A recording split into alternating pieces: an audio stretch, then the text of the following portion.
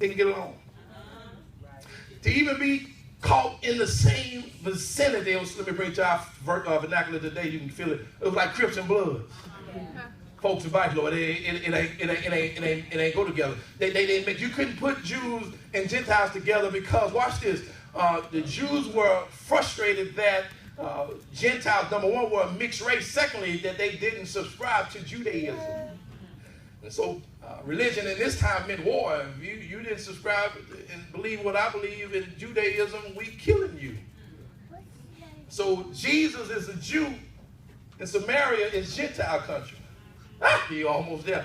And so Jesus says, I know that I'm a Jew, and I do know that there's another way that Jews typically go to Galilee. We typically go around Samaria, but I got to go to Samaria.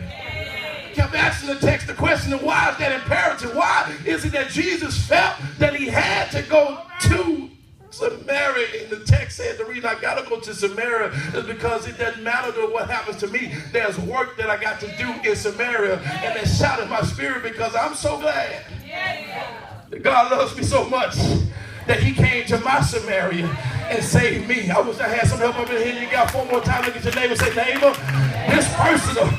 You ain't got to shout with me because you wasn't there when God came to my Samaria. I wish I had a real church. You got some people up in here acting like you got saved in church.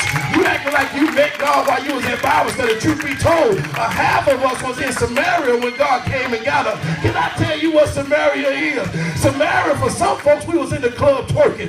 For some of us, we was in the crack house. For some of us, we were at somebody else's house or some other man. Samaria was that place that was keeping us from the presence of God. They didn't want God in that place because they were ostracizing Jesus. But Jesus said, I love you so much and I got purpose for your life that I'm getting ready to not go around the normal route, but I'm getting ready to come to you. There ain't anybody in this church that's so glad that we serve a Jesus that look beyond our faults.